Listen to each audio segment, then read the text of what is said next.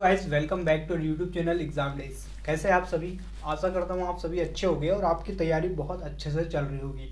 तो आज आपके सामने मैं लेकर आया हूँ एक टॉपिक जो क्या है, लाभ और हानि, जिसे आप प्रॉफिट एंड लॉस के नाम से भी जानते होंगे। प्रॉफिट एंड लॉस, ठीक है।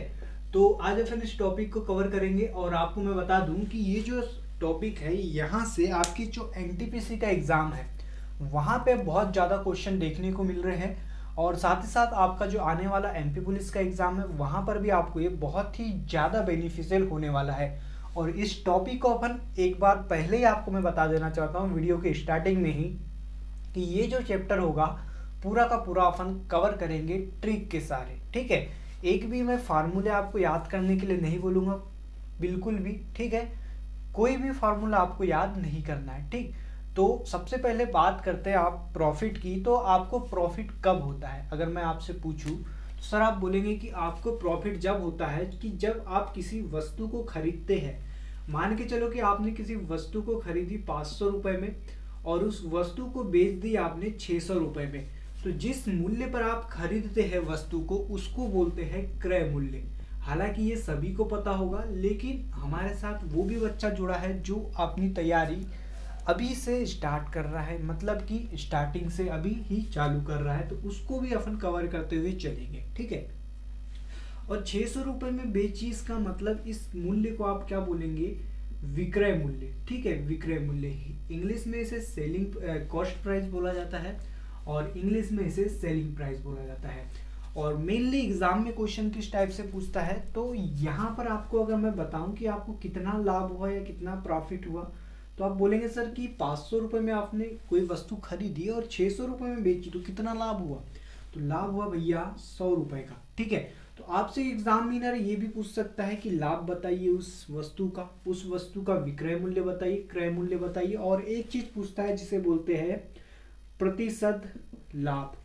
ये क्या होता है, तो ये कुछ नहीं होता है, ये अपन हमेशा कैलकुलेट करते हैं, आपको याद रखना है क्रय मूल्य पे, ठीक है। तो जब भी प्रॉफिट प्रतिशत आपको कैलकुलेट करना होगा, आपको क्या दो चीज याद होनी चाहिए, जो दो चीज पता होना चाहिए, क्या क्या, एक तो लाभ होना चाहिए, ठीक है, और दूसरी चीज आपको पता होना चाहिए उस वस्तु का क्रय मूल्य, ठीक है। इन्हीं का रेशियो को जब आप 100 से मल्टीप्लाई करते हैं, लाभ और क्रय मूल्य के रेशियो को 100 से जब आप मल्टीप्लाई करते हैं तो आपके पास क्या निकल के आ जाता है, तो आपके पास निकल के आ जाता है प्रॉफिट परसेंटेज, ठीक है। तो ये बात थी आपको जो याद रखनी है। आइए अपन अब क्वेश्चन को सॉल्व करते हैं जो कि आपके बोर्ड पे दिख रहा है, ठीक है। क्वेश्चन में सीधा सीधा सिंपली आपको लिखा है कि 630 रुपए में कोई वस्तु बेची जाती है और उसे 12.5% का लाभ होता है। कितना, 12.5% का लाभ होता है। तो आपको बताना है दोस्तों कि इसका कॉस्ट प्राइस क्या होगा, सीपी, मतलब कि इसका क्रय मूल्य क्या होगा, ठीक है। कई लोग क्या करेंगे, इसका भैया फार्मूला लगाएंगे, अपने को कोई भी फार्मूला नहीं लगाना है।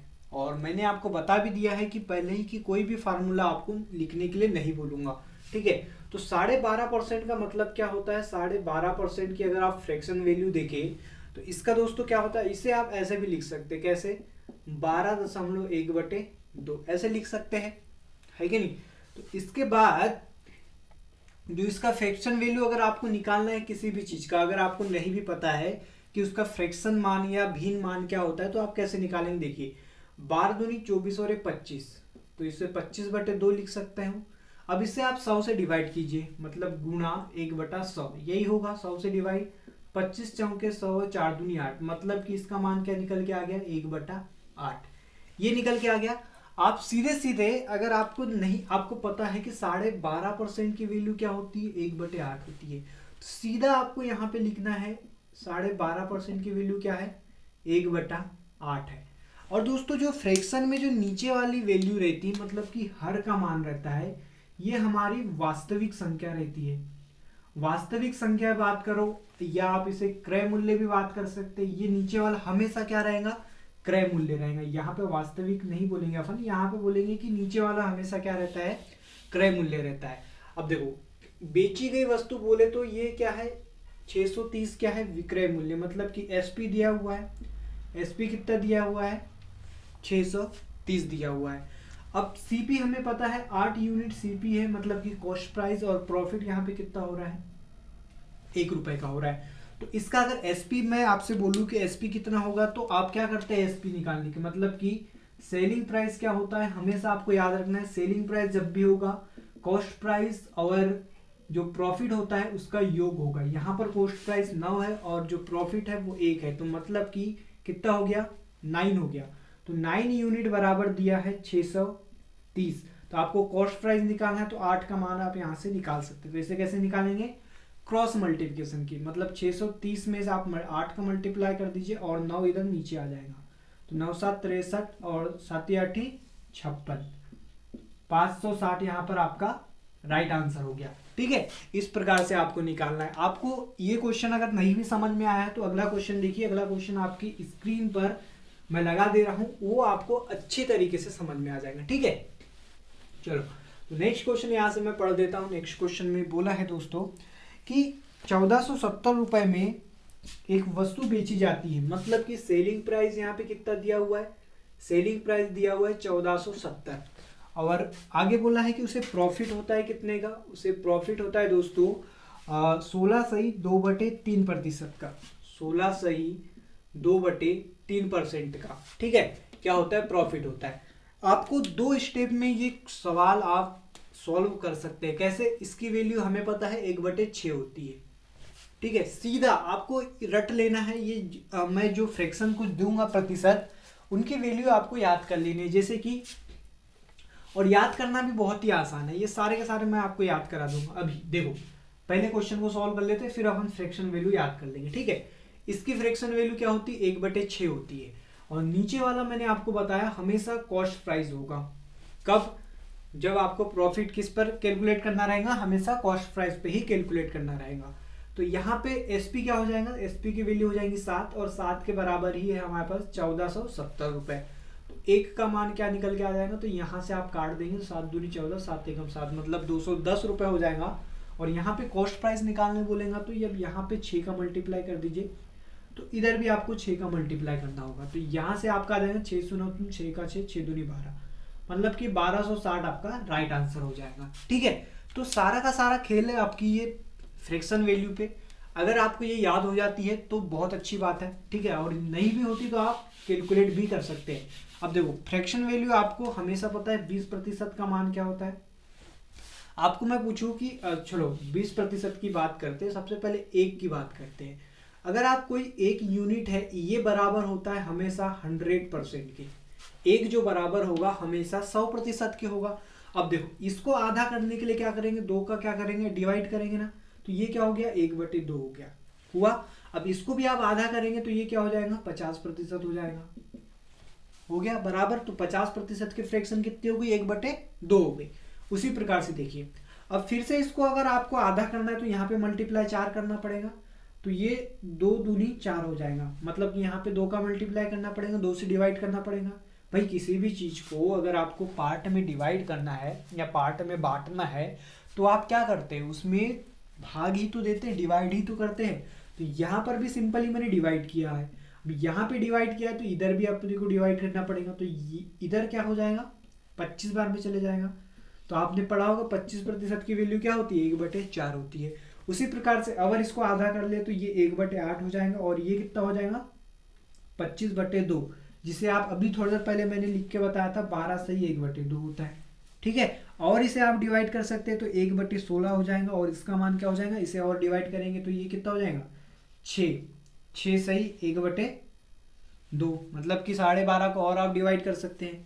ठीक है, इस प्रकार से। ठीक, तो इस प्रकार से जो जो वैल्यू अगर आती है यूज में तो उनको आप सीधे सीधे याद कर लेना। जैसे कि 1/6 आया तो आपको इसे याद कर लेना है सीधे सिंपली, 1/6 का मान क्या होता है, इतना होता है। ठीक, चलो नेक्स्ट क्वेश्चन देखते हैं। नेक्स्ट क्वेश्चन क्या बोला है, अब देखो नेक्स्ट क्वेश्चन आपकी स्क्रीन पर आ चुका है, देखिए बनाइए इसे। एक दुकानदार किसी वस्तु को विक्रय मूल्य पर बेच रहा है। ठीक है, विक्रय मूल्य पर उसे प्रॉफिट हो रहा है हमेशा, विक्रय मूल्य पर। यहाँ पे क्या बोला है, विक्रय मूल्य पर जो प्रॉफिट हो रहा है वो कितने का हो रहा है, 16 सही 2/3 का। ठीक है, और आपको यहाँ पे कैलकुलेट करना है इसका कॉस्ट प्राइस, मतलब कि सीपी। आप इसे वास्तविक मूल्य भी बोल सकते हैं, इसे वास्तविक मूल्य भी बोल सकते हैं। भाई वास्तविक मूल्य ही तो सीपी होता है। अब हमेशा एक चीज आपको याद रखना है, जब भी इस प्रकार का क्वेश्चन आए और आपसे निकालने के लिए बोले कॉस्ट प्राइस, और जो प्रॉफिट हुआ है वो किस पर हुआ है, वो विक्रय मूल्य पर हुआ है, तो हमेशा जो फ्रैक्शन इसकी आपको पता है, इसकी फ्रैक्शन क्या होती है, 1/6 होती है। ठीक है, तो जो नीचे वाला होगा दोस्तों ये हमेशा होगा यहाँ पर विक्रय मूल्य। ठीक है, अभी तक अपन ने क्या देखा था कि क्रय मूल्य हो रहा था, जो नीचे वाला जो हर की वैल्यू आ रही थी वो क्रय मूल्य अपन कंसिडर कर रहे थे। यहाँ पर विक्रय मूल्य इसलिए करेंगे क्योंकि हमें जो प्रॉफिट हुआ ये प्रॉफिट किस पर कैलकुलेट किया हुआ है, विक्रय मूल्य पर कैलकुलेट किया हुआ है ना। और जो अभी तक के जो क्वेश्चन में हम देख रहे थे कि जो उसको लाभ पर बेची जाती है, मतलब कि क्रय मूल्य पर कैलकुलेट किया जाता था, तो आपको सीधे सीधे मेंशन किया होगा क्वेश्चन में। और इस टाइप के क्वेश्चन दोस्तों बहुत ही ज्यादा एग्जाम में पूछता है। ठीक है, तो ध्यान रखिएगा। चल, तो नीचे वाला क्या है, आपको विक्रय मूल्य दिया हुआ है, और तो यहाँ पर आपको क्या पूछा है, देखो यहाँ पर सॉरी वास्तविक लाभ निकालना है आपको। यहाँ पे सीपी नहीं बोला है, यहाँ पर आपको वास्तविक लाभ निकालना है। तो कोई दिक्कत की बात नहीं, निकाल सकते भाई वास्तविक लाभ। अब देखिए विक्रय मूल्य अगर 6 है, विक्रय मूल्य 6 है और ये प्रॉफिट कितने का हो रहा है, 1 का हो रहा है, तो कितने में उसे खरीदा होगा, तो ऑब्वियसली बात है 5 में खरीदा होगा। जब ही तो वो 6 में अगर बेचेगा तो उसे 1 का लाभ होगा। ठीक है, तो यहाँ से देखिए 1 का प्रॉफिट हो रहा है और क्रय मूल्य 5 है, तो इंटू 100 करेंगे तो यहाँ से कितना आ जाएगा, 20% आपका राइट आंसर हो जाएगा। तो यही आपका क्या है, राइट आंसर है। ठीक है, अब जिस बंधुओं को नहीं समझ में आया और एक क्वेश्चन देखिए, देखो भाई फटाफट से ये क्वेश्चन देखिए, ये भी सेम टू सेम क्वेश्चन है। यहाँ पे बोला है विक्रय मूल्य पर बेचा जाता है और उसे लाभ होता है कितने का, 8/1/3% का प्रॉफिट होता है। तो एक्चुअल जो प्रॉफिट है वो आपको कैलकुलेट करना है। ठीक है, कैसे करेंगे, तो वही तरीका। अब देखो इसका फ्रैक्शन आपको निकालना है, तो 8×3 24 और 1 25/3 ऐसा लिख सकता हूं मैं। और ये प्रतिशत में है, और प्रतिशत से अगर आपको भिन्न में बदलना है तो 100 से आप क्या कर देते हैं, भाग दे देते हैं। तो 25 चौके 100 हो जाएंगे और 4×3 12, मतलब कि 8 से 1/3 की वैल्यू कितनी आ गई, 1/12 आ गई। अब जब भी मैंने आपको फिर से वही कहानी है कि जो नीचे वाला होगा दोस्तों ये होगा हमेशा विक्रय मूल्य। ठीक है, ये विक्रय मूल्य है, तो मतलब कि विक्रय मूल्य हमारे पास दिया हुआ है 12 और 1 का हो रहा है प्रॉफिट, तो क्रय मूल्य क्या हो जाएगा, क्या हुआ होगा, तो 10 हुआ, सॉरी 11 हुआ होगा। ठीक है, तो 11 और क्रय मूल्य लाभ कितना हो रहा है, 1 हो रहा है। ये लाभ हो रहा है 11 पे, तो 100 पे कितना होगा, तो यहाँ से डिवाइड कर लीजिए, 11 9 99 1 और ये 11% आपका राइट आंसर हो गया। ठीक है, इस टाइप से आपको क्वेश्चन सॉल्व करते हुए चलना है। समझ में आ रहा है कि नहीं आ रहा है, समझ में आ रहा है तो कमेंट बॉक्स में टाइप कर दीजिए कि हाँ, नहीं आ रहा है तो ना। ओके, चलो नेक्स्ट क्वेश्चन देखिए भाई। नेक्स्ट क्वेश्चन बहुत ही शानदार है, ये भी उसी टाइप का है, और यहाँ पर विक्रय मूल्य पर उसे हानि होती है कितने की, 25% की। अब देखो फिर से यहाँ पर विक्रय मूल्य पर हानि हो रही है ना, तो अगेन 25% की वैल्यू हमें पता है कितना होता है, 1/4 होता है। ठीक है, और नीचे वाला हमेशा रहेगा विक्रय मूल्य। और जब ये विक्रय मूल्य है तो इसका क्रय मूल्य क्या हो जाएगा भाई, 4 में से 1 जाएगा, 3 हो जाएगा। और लाभ कितने का हो रहा है, सॉरी हानि हो रही है 1 की, सॉरी। अब देखिए अगेन यहाँ पर आपको थोड़ा चेंजेस होगा। देखो ये क्या हो रहा है, लॉस हो रहा है, मतलब कि माइनस हो रहा है। 6 रुपए में बेच रहा है तब उसे 1 रुपए का क्या हो रहा है, हानि हो रही है। तो उसने कितने में खरीदा होगा बताइए आप, तो ऑब्वियसली बात है 5 रुपए में उसने खरीदा होगा। जब ही तो उसे 1 रुपए की हानि हुई तो एक्चुअल हानि कितने की हो जाएंगी भाई, 20% की हो जाएंगी। ठीक है, 25% की नहीं होगी, 20% की होगी, जो कि आपका राइट आंसर है। ओके, तो गाइज जो है हमारा इतने ही क्वेश्चन आज अपन डिस्कस करेंगे। और एक क्वेश्चन देखिए आप, ये क्वेश्चन देखिए बहुत ही शानदार क्वेश्चन है, जो कि है भाई 16 वस्तु का जो कॉस्ट प्राइस है वो 14 वस्तु के अपने क्या विक्रय मूल्य के बराबर है।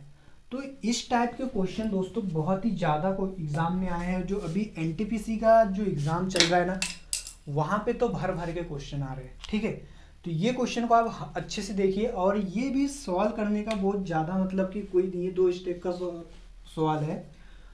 तो 16 वस्तु का क्या है सीपी, मतलब कि कॉस्ट प्राइस। ठीक है, 16 वस्तु का कॉस्ट प्राइस इक्वल है किसके, 14 वस्तु के सेलिंग प्राइस के। ठीक है, तो यहां पे आप इसे इधर ला लीजिए, CP upon SP is equal to 14/16। ठीक, इसे और शॉर्ट कर लीजिए, 7 बार में कट जाएगा 2 से, और ये 8 टाइम्स कट जाएंगे। ठीक, कॉस्ट प्राइस यहाँ पे 7 है और सेलिंग प्राइस 8 है, तो प्रॉफिट कितने का होगा, 1 का होगा, और किस पर है, 7 पर है, मल्टीप्लाई 100। ओके, अब देखिए इसको सॉल्व करेंगे तो ये 7 एकम 7, 7 1 जा 7, कितना बचा, 3 बचा, 30 हुआ। ठीक है, और 7 4 जा कितना होता है, 28 होता है। कितना रिमाइंडर कितना बचेगा, 2 बचेगा रिमाइंडर, और अपॉन 7, मतलब कि कितना प्रतिशत आपको क्या हुआ, प्रॉफिट हुआ।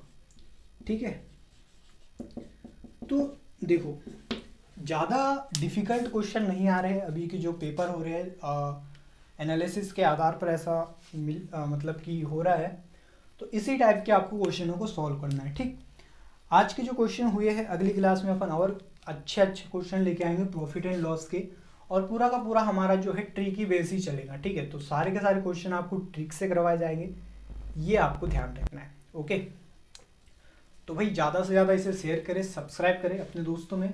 ठीक, और अगर पसंद आता है वीडियो तो आप इसे लाइक कर देना। Okay, bye bye, take care and thanks for watching this video.